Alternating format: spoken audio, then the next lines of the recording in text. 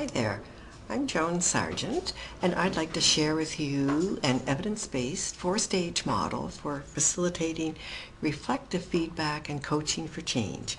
It's called the R2C2 model. This work is funded by an extensive research program, supported by an extensive research program funded by the Society for Academic CME, and currently funded by the Stemler Foundation of the National Board of Medical Examiners. As you can see, we're a pretty extensive research team representing a number of institutions and countries, and it's been a work that's been progressing for some time. The objectives of this short presentation is to identify the purpose of the R2C2 facilitated feedback model, and then briefly describe each of the four stages and provide some sample phrases for each. The purpose of the model is really to promote feedback use for performance improvement. Through study that we've learned, we need to encourage the learner to reflect on their performance and feedback. We need to seek their self-assessment and their perspectives and ideas. We need to promote their feedback acceptance, promote their self-direction for improvement, and of course guide and moderate this as needed. And we need to also coach for change to really help them to become the best that they can be. The four stages of the R2C2 model, as you can see in this demonstration, include rapport building, which extends all around and permeates all the other stages. It's the first R. The second R is exploring reactions of the learner to the feedback that they've received. The first C is exploring the content of this assessment and feedback they've received. And then finally, the second C is coaching for change. And I'll say a few words about each of these. Stage 1, looking at building rapport and relationships. And the goal here is to engage the resident, to build relationship, respect and trust, and understand their context. While many faculty have shared with us that they feel they know their residents, several have expressed that they haven't asked questions like this and that they found them helpful. So what have you enjoyed about the rotation? What challenges you? Tell me about your assessment and feedback experience. What's been helpful and what hasn't? Then how do you think you're doing? What are your strengths and opportunities? And what would you hope to get out of this session? Moving on from the rapport building, stage 2 is to explore reactions to and perceptions of the assessment data or report. The goal of this stage is really for the resident to feel understood and that his or her views are heard and respected. Questions that are helpful are, what were your initial reactions? Anything that's particularly striking? Did anything in the report surprise you? Tell me more about that. And this one in bold we find is really most compelling. How do these data compare with how you think you are doing? Any surprises there? And the goal really is to see if there are differences in how the learner sees him or herself and what the data presents. Because it's difficult to hear feedback that disconfirms how we see ourselves. And asking open questions in this manner can enable the learner to feel comfortable saying, yeah, I did have a surprise, or I was disappointed. And I really welcome the opportunity to talk about that. Stage 3 then moves on to exploring the content and the learner's understanding of the content, the first C. The goal is for the resident to be clear about what the assessment data mean for his or her practice and learning and identify opportunities for change and development. Was there anything in the report that didn't make sense to you? Anything you're unclear about? Let's go through it section by section. Something that struck you as something to focus on. And that really is the intent of this third stage, is are there gaps or are there areas to focus on? And that really leads into the fourth stage, which is coaching for performance change. The goal here is for the resident to engage in developing an achievable learning and change plan. Questions that help with this, with developing the plan, are what are one or two priorities for change, identified by this assessment data or suggested by this assessment data. Pick one of them. What would be your goal? What actions will you have to take? What resources might you need? What might get in the way of being successful? And do you really think it's achievable?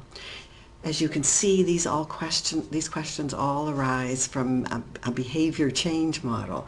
So once a gap is identified, then how can you, as the supervisor, coach the resident to really develop a plan and to be realistic about achieving that plan and making that change?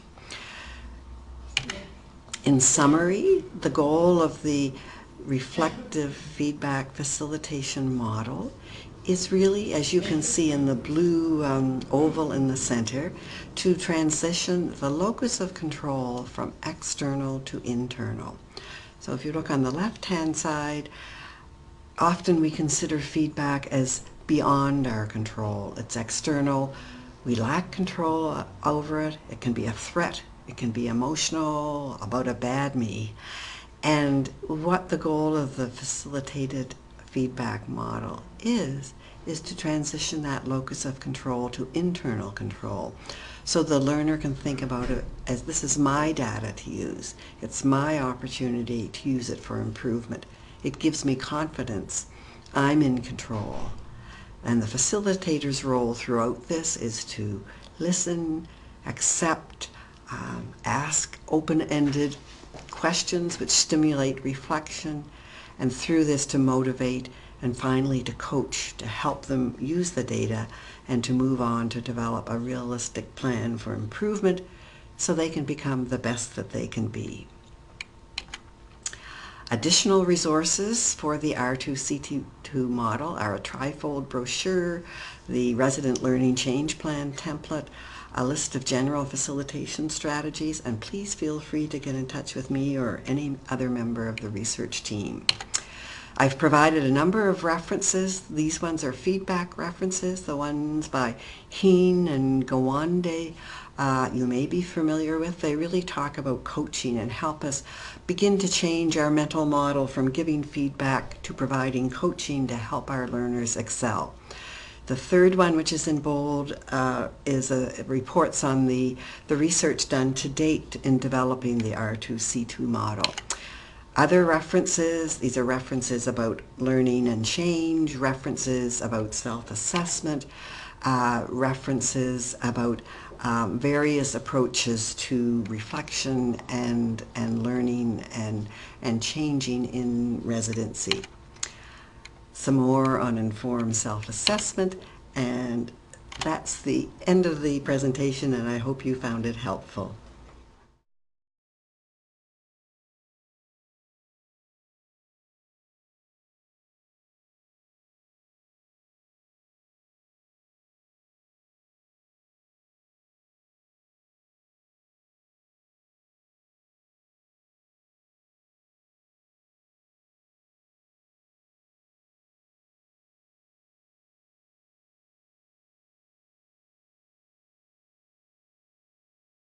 So, good morning, Gemma. It's good to see you. Good to see you as well. So this is our last 4-month review for first year, and a chance for us to review your progress so far. Have you had an opportunity to review your assessments? I did. I had reread them all last night. Excellent. Before we start our discussion, I'm curious about how the last 4 months have been for you. What did you enjoy, and were there any challenges? The last 4 months actually had been a little bit rough, especially with my internal medicine rotation. It just felt like I never had the answers to the questions my preceptors asked, and I just felt overwhelmed with how complicated the patients were, and felt they had been in hospital for so long I had difficulty finding new ways of helping them. Other than that, I find my other rotations went well, including my recent PalliMed rotation. Yeah, it's understandable you feel challenged on internal medicine. I remember it even though it was a long time ago. It's a busy rotation with a lot of patients, and it can be challenging. Before we discuss further how things are going with your rotation, I'd like to know how our previous sessions have worked for you. I find them quite helpful. I like getting kind of a basic overview of how I'm doing in a general sense. I also like getting specific plans on how to work on my weaknesses at the end of each session, so that's been great. I gotta say though, I was a little nervous about this meeting, just because the last 4 months, like I said, hasn't gone as well as I'd hoped. I just felt like trying to keep up with everything due to being short-staffed and the very complicated patient load, I didn't feel I had my best performance. Okay. That's good to know, and understandable that you would feel a bit unsettled. My job is to really address your concerns and to plan for the future so that we can optimize things for you going forward. Do you have any specific expectations for today? I think I would really like a specific plan on how to improve some of my weaknesses that I've kind of found over the past few months. Okay. So that sounds really aligned with how I was hoping we would work together today. So let's get started. When you reviewed your field notes and your ITERs in preparation for today, what was your first reaction to the feedback? I guess I was a bit surprised that I was seen as a poor communicator. I really work hard on trying to take the best notes I can and provide the best care for my patients. So to me, that was a bit of a surprise. Okay. We certainly need to discuss that. I believe part of the communication was that maybe the handover wasn't sufficient either. So I think those are two issues we definitely want to review. I know it can be difficult to hear feedback that isn't kind of consistent with how you view yourself. Was there any other feedback that surprised you or didn't quite fit with your own self-assessment of how you were doing? Yeah, I saw something about the formulation of my differential diagnoses as being weak. And that was a bit surprising as I hadn't heard that throughout my rotation. So I was a bit surprised by that one. Okay, so no feedback specifically on that. Mm-hmm.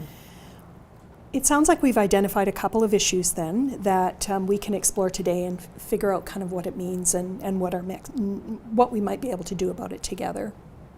That sounds like a good idea. Okay. Before we go on, was there anything in the report that particularly pleased you?